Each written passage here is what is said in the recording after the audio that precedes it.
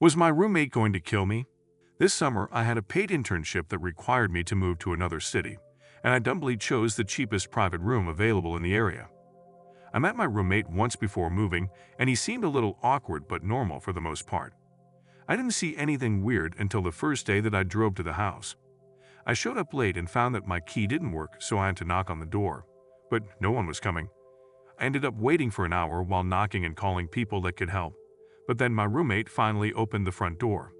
He then tells me that he heard me knock the first time, but he had to first evaluate the situation and determine if I was a threat or not. He then told me about himself, and I found out that he was recently divorced and had been in the military, even though he definitely didn't look like it. He was a bigger guy and he didn't seem like he was completely there mentally.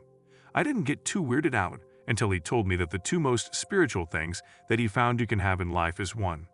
Having sex, 2. Killing someone, all because they both deal with creating and taking life. It was about 11 at night, and I still had to unpack my stuffs, so I definitely wasn't in the mood to deal with discussions about killing people with a guy I barely knew, so I just said goodnight. After that, I would have random conversations with him in the hallway, and they always seemed to be oriented around killing people. He'd say stuff like, "I saw these two girls fighting on the street yesterday, so I stepped in to stop them. One of them put their arm around me, and I thought she could have had a knife, so I legally could have killed her. But there were too many people watching."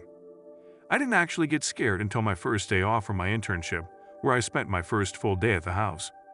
I was sitting in my room watching TV with the door shut, and he burst into the room without knocking, and he was covered in sweat and had wide eyes.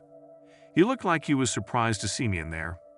He immediately started talking about how demons and evil spirits were in our house.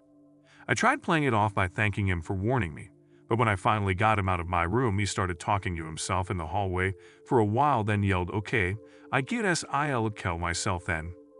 I didn't know what to do, so I poked my head out my door, and when he saw me, he started talking to me like we were in the middle of a conversation, even though he left my room 10 minutes earlier.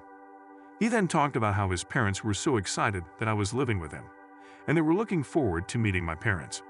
I must have missed that memo about that plan. He then talked about wanting to start an app with me, where we would help people like him get over addictions. I found out later that he was on a ton of medications. He was getting more intense with every minute, and I eventually just told him I had to leave and pack to go home on an unplanned trip for the weekend.